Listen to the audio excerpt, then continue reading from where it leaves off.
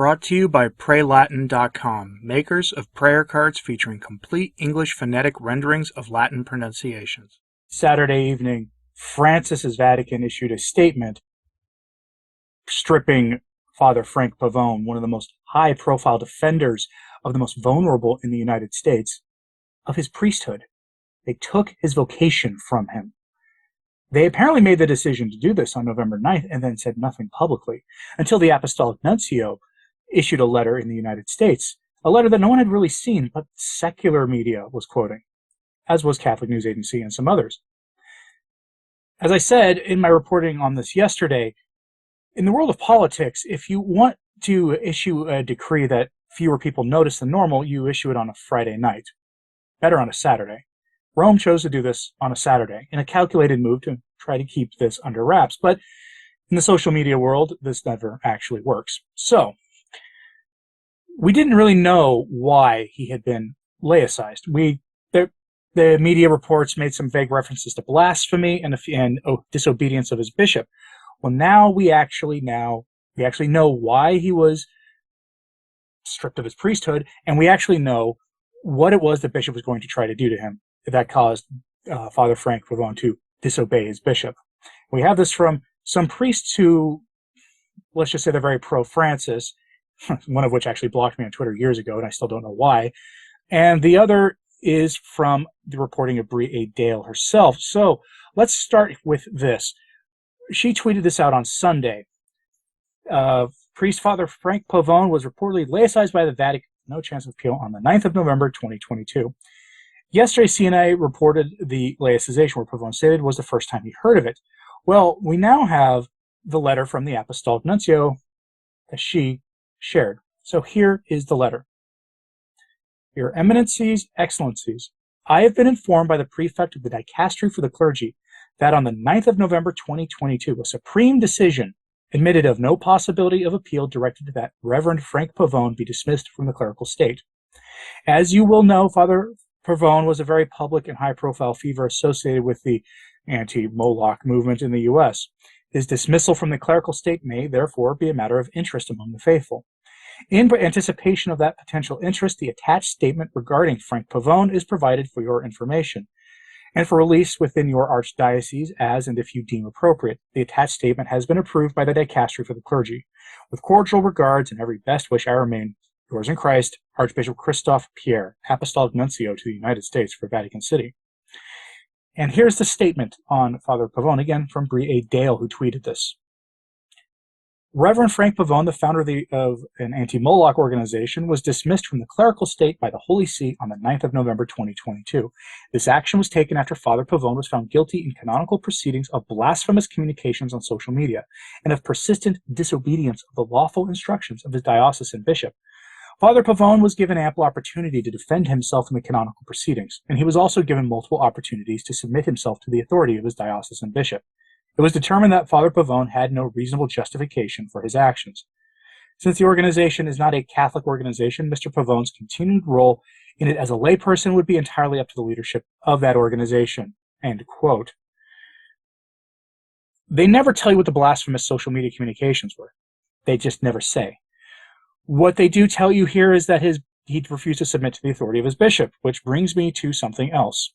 This comes from a priest who's at backwards feet, which, if you know anything about images of Our Lady and apparitions and things, feet being backwards on an apparition are usually a sign of the demonic. But hey, Father Paul, as his name is, tweeted this on Twitter, and if he wants to be called at backwards feet, that's his own business. You might be giving a little away here, though. Here he said, without ever naming Father Pavone, he's clearly talking about him. He says here on Twitter, quote, it's okay to acknowledge that a priest who serially violates his vow of obedience to legitimate commands of his superior should be removed from ministry, while also acknowledging that it's absolute trash that Father Mark Rupnik and Bishop Zonchetta remain. If I ran the most impactful anti-Moloch apostolate in the world, but my bishop called me to be the pastor of a dinky rural parish with 50 families, it would be more excellent for me to do that because the legitimate will of my legitimate superior is God's will for me. For those of you who might say it's not really disobedience if it's sinful, I challenge you to show what commands Pavone's bishop gave that were sinful. And then his replies are full of priests who are, frankly, virtue signaling. While a layperson can resist a bishop who tries to shut them down, as Mother Angelica did, a priest is only a priest when he goes where a bishop sends him. It is the being sent by a bishop that makes him a representative of Christ, etc., etc., etc. You see where he's going here. That's all well and good to have those documents officially, but they still don't tell us much. So what is the real reason? Because they don't tell us what the blasphemous communication is, and it's ambiguous enough when they say that you can read anything you want. For instance, Father Pavone rather famously had the remains of one of the victims of the Moloch ritual on an altar at a mass once. That's not cited here. They said blasphemous communications on social media. We don't know what that was. They never say. And it would be good for them to just come out and tell us what it was. Give us some screenshots of some tweets or clips of a YouTube video, something. But we have what this really is. So a Dominican priest on Twitter gave us this. Francis on ABC Spain said, quote, "When a priest gets involved in politics, it's not good. A priest is a pastor. He should help people make the right choices. Accompany them, but don't be a politician. If you want to be a politician, leave the priesthood and become a politician." End quote. That was about Father Frank Pavone. That happened yesterday because this caused a firestorm internationally. Father Frank Pavone was removed from the priesthood for having the wrong politics and for being involved in the wrong politics.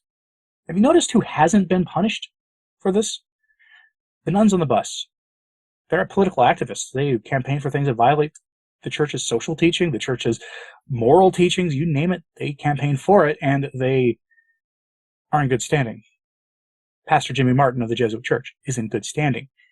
Now, he doesn't typically get all that involved in politics. If you ever see him tweet about politics, he skews in the other direction. And there's a whole lot of priests out there who are very active in politics for the party of Moloch.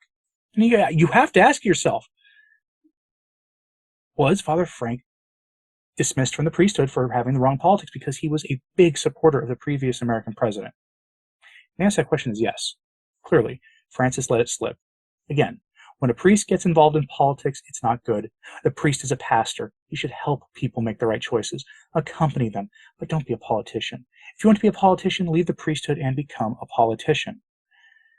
Well, we now know that Father Frank Pavone is actually not going to take this lying down. Through one priest organization that campaign against the Moloch ritual, Father Pavone issued a public statement to Archbishop Pierre, the Apostolic Nuncio to the U.S. from Vatican City, where he says, "Your Excellency, your communication to the bishops dated December 13th contains serious errors and omissions, but that has marked the process all along, so there's no surprise there, and those errors will be addressed."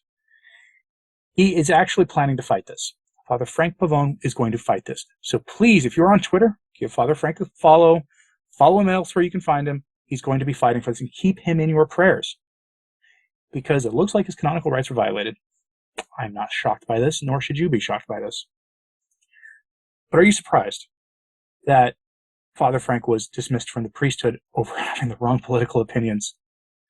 Were you surprised that his bishop first tried to send him away to a tiny little parish in the middle of rural Texas with only 50 families?